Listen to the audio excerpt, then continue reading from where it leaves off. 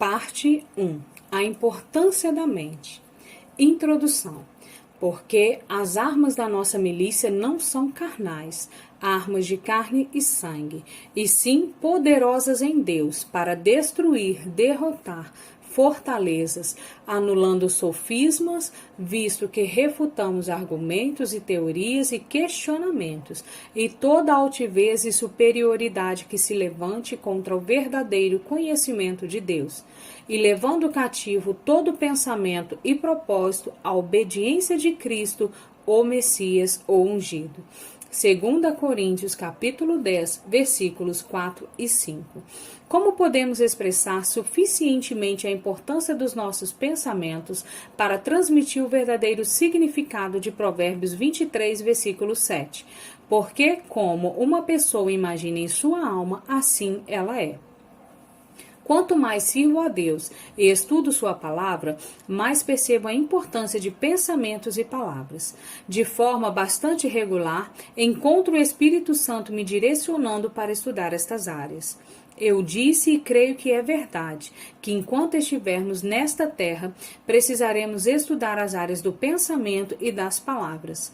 Não importa quanto saibamos em qualquer área, sempre há coisas novas a aprender e coisas que aprendemos anteriormente em que precisamos nos reciclar. O que exatamente significa Provérbios 23, 7? A versão King James diz: porque como um homem imagina em seu coração, assim ele é. Outra tradução diz: como um homem pensa em seu coração, assim ele realmente se torna. A mente é a líder ou a precursora de todas as ações. Romanos 8:5 torna claro: porque os que se inclinam para a carne e são controlados por seus desejos ímpios, cogitam das coisas da carne, colocam suas mentes e buscam aquelas coisas que gratificam a carne. Mas os que se inclinam para o Espírito e são controlados pelos desejos do Espírito, cogitam das coisas do Espírito, colocam suas mentes e buscam aquelas coisas que gratificam o Espírito Santo. Nossas ações são o resultado direto de nossos pensamentos. Se tivermos uma mente negativa, teremos uma vida negativa. Se, por outro lado, renovarmos nossa mente de acordo com a palavra de Deus, provaremos em nossa experiência o que está escrito em Romanos 12, 2, a boa, agradável e perfeita vontade de Deus para a nossa vida. Dividi este livro em 3 partes principais. A primeira trata da importância dos pensamentos. Quero estabelecer firmemente em seu coração para sempre que você precisa começar a pensar sobre o que você está pensando.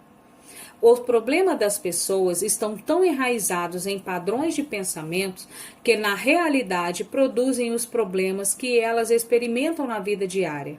Satanás oferece formas de pensar erradas a todo mundo, mas nós não somos obrigados a aceitar sua oferta. Aprenda que tipo de pensamentos são aceitáveis ao Espírito Santo e que tipos não são aceitáveis. A segunda carta aos Coríntios, capítulo 10, versos 4 e 5, indica claramente que devemos conhecer suficientemente bem a palavra de Deus para sermos capazes de comparar o que está em nossa mente com o que está na mente de Deus. Qualquer pensamento que tente se exaltar a si mesmo além da palavra de Deus deve ser lançado fora e levado cativo a Jesus Cristo.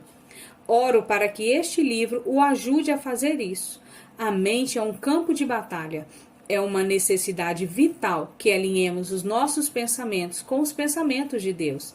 Esse é um processo que demandará tempo e estudo. Jamais desista, porque pouco a pouco você vai mudando. Quanto mais sua mente mudar para melhor, mais sua vida mudará para melhor.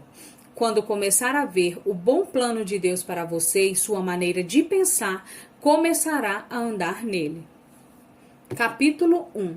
A mente é o campo de batalha. Porque a nossa luta não é contra o sangue e a carne. Não estamos combatendo apenas contra oponentes físicos, e sim contra os despotismos, os principados e potestades, contra os espíritos mestres que são dominadores deste mundo tenebroso, como as forças espirituais do mal nas regiões celestes sobrenaturais. Efésios capítulo 6, versículo 12. Nessa passagem, vemos que estamos em uma guerra. Um estudo cuidadoso desse verso nos informa que nossa guerra não é contra outros seres humanos, mas contra o mal e seus demônios. Nosso inimigo Satanás tenta nos derrotar com estratégia e engano mediante planos bem elaborados e engano deliberado. O diabo é um mentiroso. Jesus chamou-o de o pai das mentiras e tudo que é falso. João capítulo 8, versículo 44. Ele mente para você e para mim. Ele nos diz coisas sobre nós mesmos, sobre outras pessoas e sobre as circunstâncias que simplesmente não são verdadeiras. Ele não nos diz, entretanto, a mentira toda de uma vez. Ele começa bombardeando nossa mente com um padrão astuciosamente delineado de pequenos pensamentos importunos, suspeitas, dúvidas, medos, perguntas, questionamentos e teorias. Ele se move vagarosa e cautelosamente. Afinal de contas, planos bem elaborados tomam tempo. Lembre-se, ele tem uma estratégia para a sua guerra. Ele tem nos estudado há um longo tempo. Ele sabe do que gostamos e do que não gostamos. Conhece nossas inseguranças, nossas fraquezas e nossos medos. Sabe o que mais nos aborrece. Ele está pronto para investir o tempo que for necessário para nos derrotar. Um dos pontos fortes do diabo é a paciência, demolindo fortalezas, porque as armas da nossa milícia não são carnais, armas de carne e sangue, e sim poderosas em Deus para destruir e derrotar fortalezas, anulando sofismas, visto que refutamos argumentos e teorias e questionamentos, e toda altivez e superioridade que se levante contra o verdadeiro conhecimento de Deus, e levando cativo todo pensamento e propósito à obediência de Cristo, o Messias, o ungido. 2 Coríntios capítulo 10, versículos 4 e 5. Satanás tenta estabelecer fortalezas em nossa mente, mediante uma estratégia cuidadosa e engano astuto. Uma fortaleza é uma área na qual somos mantidos escravizados, em prisão, em decorrência de certa forma de pensar. Nessa passagem, o apóstolo Paulo nos diz que temos as armas de que precisamos para dominar as fortalezas de Satanás. Aprenderemos mais sobre essas armas mais tarde, mas agora note que estamos mais uma vez enganjados em uma guerra, a guerra espiritual. O verso 5 nos mostra claramente o local da batalha na qual esta guerra é travada. A tradução deste versículo na Bíblia Amplificada diz que devemos tomar estas armas e refutar os argumentos. O diabo argumenta conosco, oferece-nos teorias e questionamentos. Toda essa atividade se passa na mente. A mente é o campo de batalha. Resumo da situação. Portanto, até aqui vimos que estamos enganjados em uma guerra. Nosso inimigo é Satanás. A mente é o campo de batalha. O diabo trabalha diligentemente para estabelecer fortalezas em nossa mente. Ele faz isto mediante estratégia e engano, planos bem elaborados e engano astuto. Ele não está com pressa. Desenvolve seu plano com o tempo. Vamos examinar seu plano mais claramente por meio de uma parábola. O lado de Maria. Maria e seu marido João não estão desfrutando um casamento feliz. Há discórdia entre eles todo o tempo. Ambos estão irritados, amargos e ressentidos. Eles têm 2 filhos que estão sendo afetados pelos problemas em casa.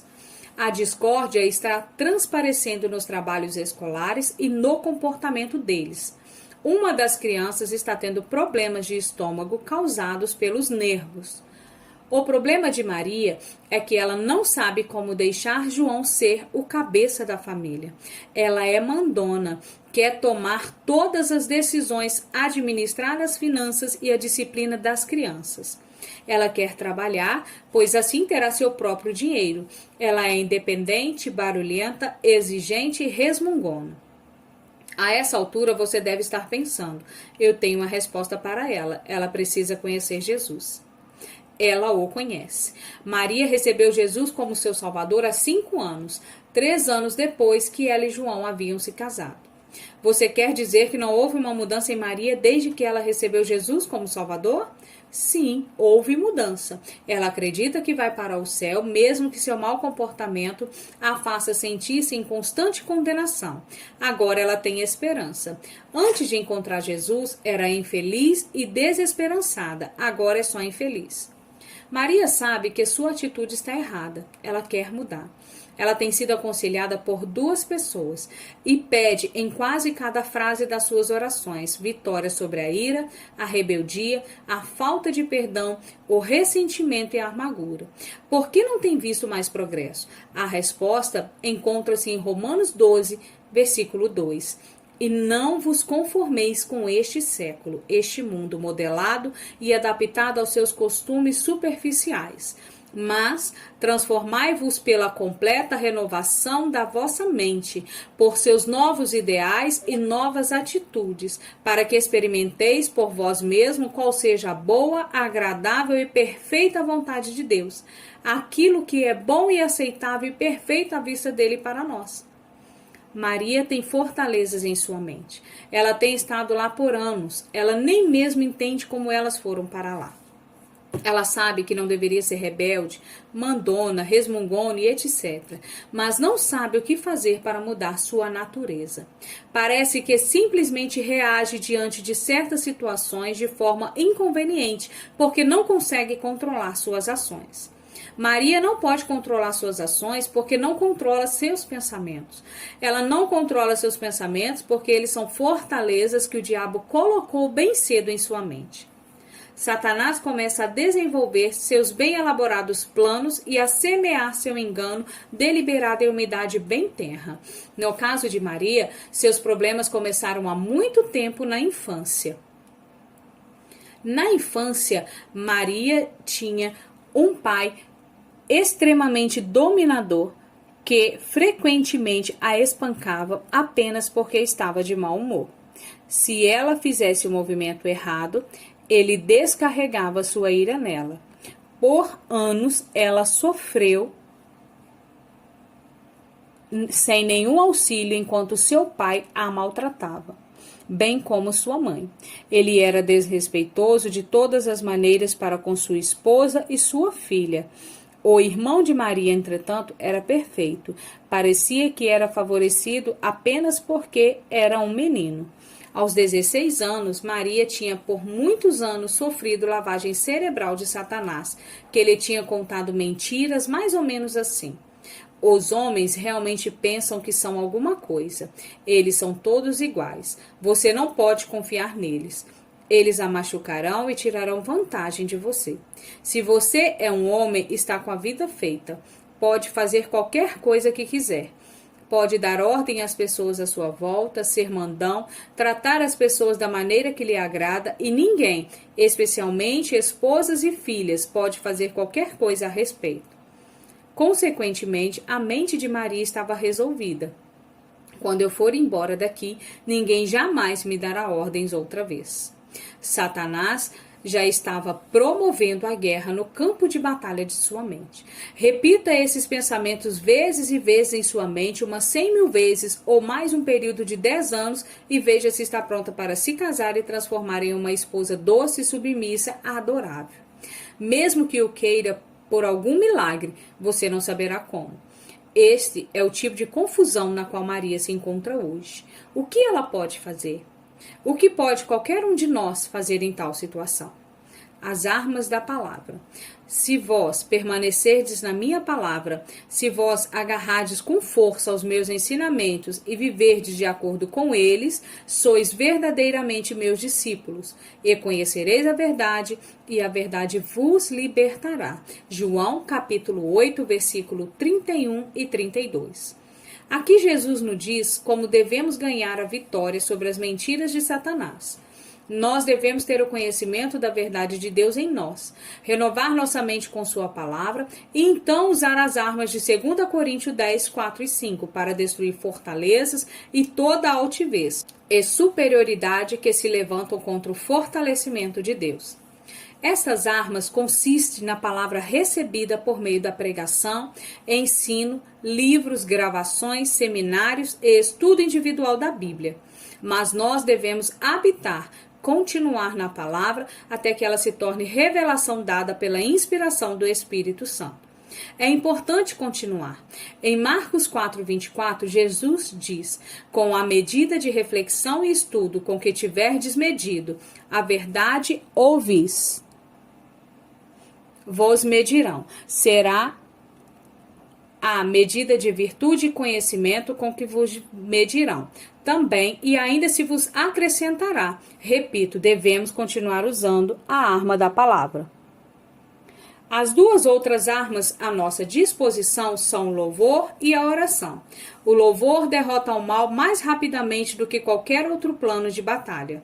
Mas deve ser louvor genuíno do coração, não apenas louvor dos lábios ou método tentado para ver se funciona. Também ambos, louvor e adoração, envolvem a palavra. Louvemos a Deus de acordo com a sua palavra e sua bondade. A oração é o relacionamento com Deus, é vir e pedir ajuda a Deus ou falar com Ele sobre alguma coisa que nos preocupa. Se você quer ter uma vida efetiva de oração, desenvolva um bom relacionamento pessoal com o Pai. Saiba que Jesus o ama, que Ele é cheio de misericórdia, que Ele o ajudará. Conheça Jesus, Ele é seu amigo, Ele morreu por você. Conheça o Espírito Santo, Ele está com você todo o tempo como seu ajudador. Deixe-o ajudá-lo.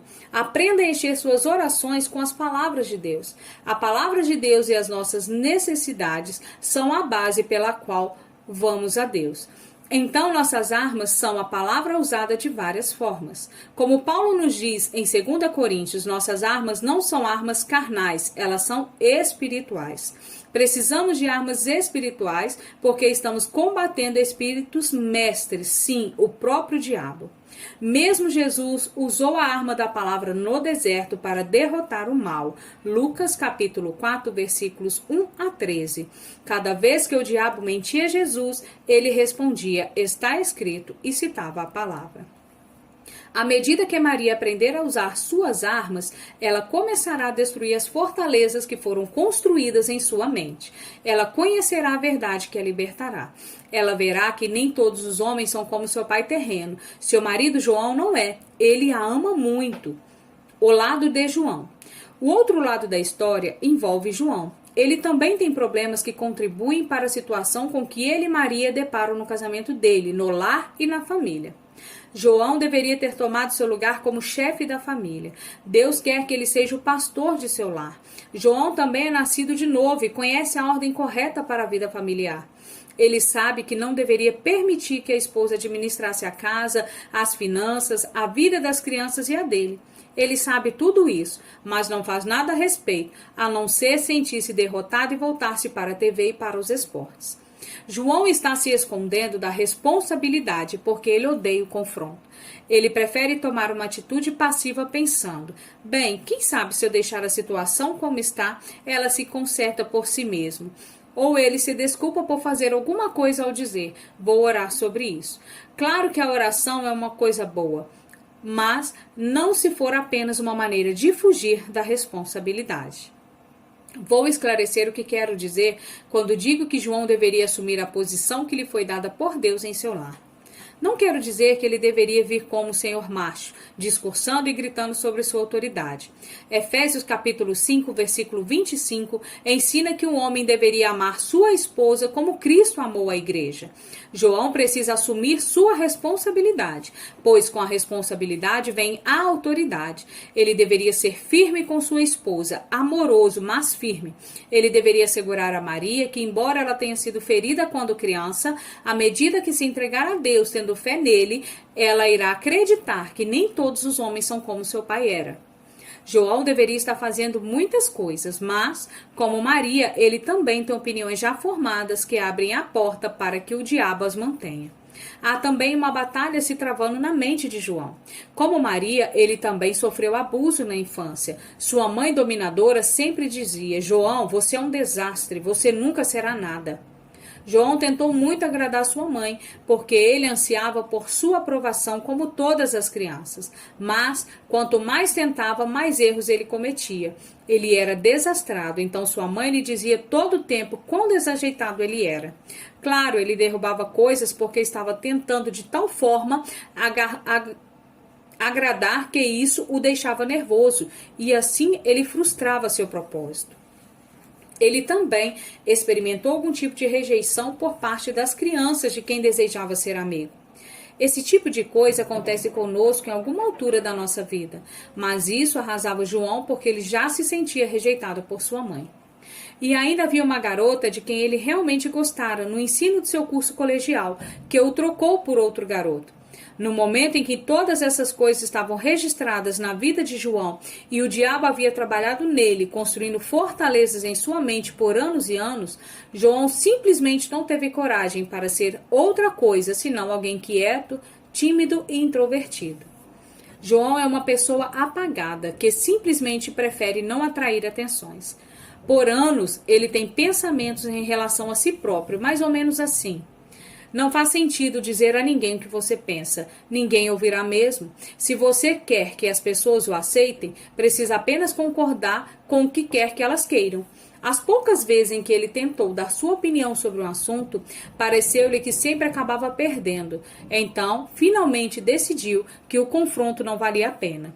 Eu vou perder de qualquer forma no final, ele raciocinava. Então, por que começar qualquer coisa? Qual é a resposta? O Espírito do Senhor está sobre mim, pelo que o ungido, o Messias, me ungiu para evangelizar, pregar as boas novas aos pobres, enviou-me para proclamar libertação aos cativos e restauração da vida aos cegos, para pôr em liberdade os oprimidos, os tiranizados, machucados, esmagados e quebrados pela calamidade, e apregoar o ano aceito e aceitável do Senhor, o dia quando a salvação e os favores graciosos de Deus abundam profusamente. Lucas capítulo 4, versículos 18 e 19. Com os problemas conflitantes de João e Maria, não é muito difícil imaginar como é o lar deles. Lembre-se, eu disse que havia muita discórdia nele. Discórdia nem sempre é guerra. Muitas vezes a discórdia é uma propensão oculta de ira no lar que todos sabem que está lá, mas ninguém trata ela. A atmosfera no lar é terrível e o diabo ama isso. O que acontecerá a João e a Maria, bem como a seus filhos? Eles conseguirão? Eles são cristãos, seria uma vergonha ver o casamento fracassado e a família arruinada. Entretanto, isso é da conta deles. João capítulo 8, 31 e 32 será a passagem bíblica chave na decisão deles. Se continuarem a estudar a palavra de Deus, conhecerão a verdade, e agindo na verdade, ela os tornará livres.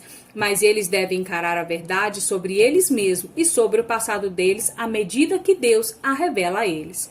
A verdade é sempre revelada por meio da palavra, mas, tristemente, as pessoas nem sempre a aceitam. É um penoso processo encarar nossas falhas e lidar com elas. De forma geral, as pessoas justificam o mau comportamento.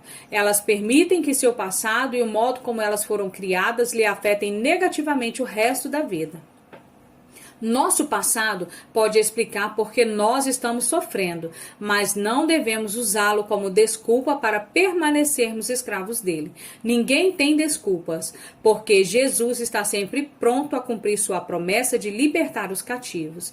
Ele nos conduzirá à linha de chegada da vitória em qualquer área, se estivermos prontos para caminhar toda a estrada com ele. A saída. Não vos sobreveio, não tomou conta de vós, tentação, nenhuma provação que incite o pecado, seja como for que tenha vindo ou para onde leve, que não fosse humana, isto é, nenhuma tentação ou provação veio a vós que estivesse além da resistência humana e que não fosse ajustada e adaptada e que não pertencesse à experiência humana, de tal forma que um homem pudesse suportar. Mas Deus é fiel à sua palavra e à sua natureza misericordiosa, e não permitirá que sejais tentados e provados além das vossas forças, habilidade e força de resistência e poder para resistir. Pelo contrário, juntamente com a tentação, sempre vos proverá livramento, uma forma de escapar para um lugar de pouso, de sorte que sejais capazes e fortes e poderosos para que a possais suportar. 1 Coríntios capítulo 10, versículo 13. Espero que você veja nesse exemplo de parábola como Satanás toma as nossas circunstâncias e constrói fortalezas em nossa vida. Como ele trava guerra no campo de batalha da mente. Mas, graças a Deus, nós temos armas para destruir as fortalezas. Deus não nos abandona e não nos deixa desamparados. A primeira carta aos Coríntios, capítulo 10, versículo 13, nos promete que Deus não permitirá que sejamos tentados além do que nós podemos suportar. Mas, como cada tentação, ele também providenciará a saída, o escape. Qualquer um de nós pode ser Maria ou João, estou certa de que a maioria de nós, de alguma forma, se identifica com o cenário. Seus problemas são internos, em seus pensamentos e em suas atitudes.